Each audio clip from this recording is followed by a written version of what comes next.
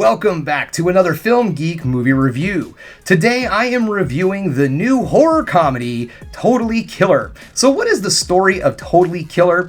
Oh right, so in this town, 35 years in the past, in 1987, the town was terrorized one night on Halloween by a slasher. This slasher became known as the Sweet 16 Killer. He killed three 16-year-old girls on their 16th birthdays and then vanished completely, gone, never to be seen again, until 35 years later, he resurfaces and goes after a survivor's daughter. Well, this survivor's daughter just so happens to fall into some kind of teleportation device and gets travels back in time to 1987, giving her the ability to stop these murders before they even happen, 35 years before she's even born. Okay, that's a lot to take in, and it's really one of those films that it's better if you just watch the trailer in order to really get an understanding of this movie, because it looks like a really good time. It really looks like it's going to be a lot of fun.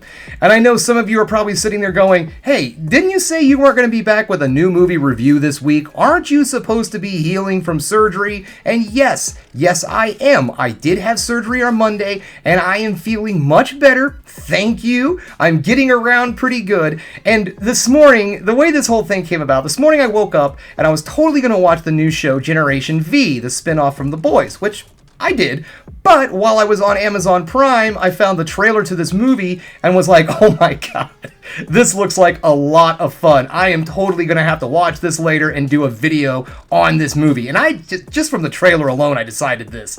And so I waited, I watched my videos, got caught up on Generation V, waited for charming Amy to get done with work and all because I knew this was going to be something she would probably like. And then we sat down and watched the movie. So you know what, guys? Enough of me sitting here yammering on about how much I want to watch the movie, because here soon she's going to be home and then it's going to be time for me to watch Totally Killer.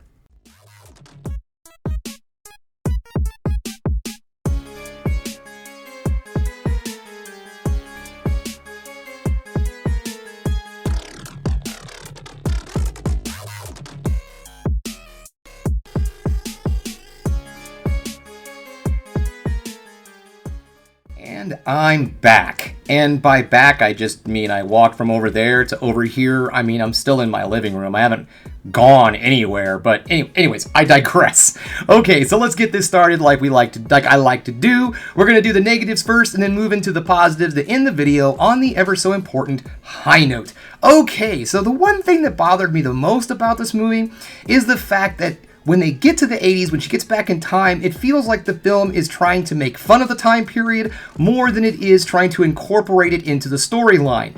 It's more of like a character of the time period, not more of a real depiction of what it was like during the 80s. Let's just put it this way. This film is not Stranger Things, okay? It's just not. It is not a real depiction of the time period.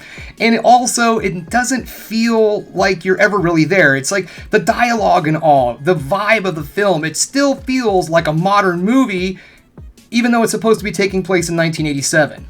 But it's not terrible. I just kind of wish they wouldn't have made the time period more of the butt of the joke and incorporated it more into the storyline and made it more of, well, I guess less of the butt of a joke. I mean, I grew up in the 80s. It was a fun time. But anyways, it doesn't ruin the film. It's just kind of one of those things where it felt like, someone in their 20s like just kind of gave their opinion of what the 80s was like. They watched some music videos from, MTV and they were just like, we got it. And they just went with it. And there's nothing wrong with that. It just made it feel more like a character and not a real depiction of the time period. Other than that, though, this film is outstanding and a blast to watch. Now, if you're expecting a scary horror comedy, don't expect that. There is not really any moments of real fright in this film. No time did I feel any moments of dread or super suspense or anything like that, but there are some decent jump scares in the movie. This film definitely focuses on the comedy more than the horror, but that's not a bad thing, because like I said, this film focuses on fun. the good old F word, and it really delivers in that area. The cast in this film is also outstanding. I liked everybody in this movie. Everyone's character is a lot of fun and fairly well developed. There is some definite people in this film that is just kind of cannon fodder, but other than that, most of your main characters are very well flushed out and very solid characters. The slasher in this film, this is really where the film does go. It gets really good. I really liked the slasher. I liked his vibe. I liked his look. He was the definite silent attacker type, and his mask is really where it's at. I dug the mask a lot. It kind of looks familiar, but then it's its own thing at the same time. If you know the time period, you'll look at the mask and go, I definitely see kind of a, Max Headroom thing going on here, but it's still its own thing. It just makes it look familiar, but it does give its own identity, and I really enjoyed it.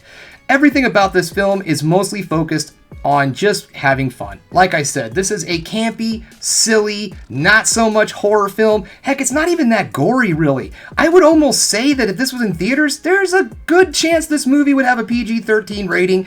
Well, no, I take that back. There is some language in the movie, so that would probably drag it down. But violence-wise, not a lot of gore.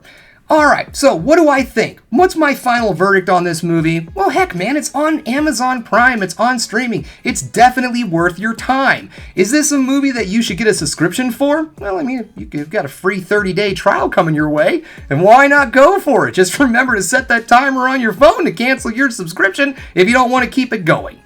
But other than that, solid film, definitely worth your time. If you're a subscriber to the Amazon Prime, definitely check this out. If you're not, think about it, because it's definitely a fun film to watch around Halloween.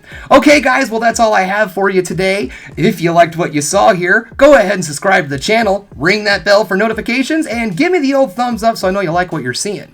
And if there's one more thing you can do, folks, that is keep watching movies. You know I'm gonna.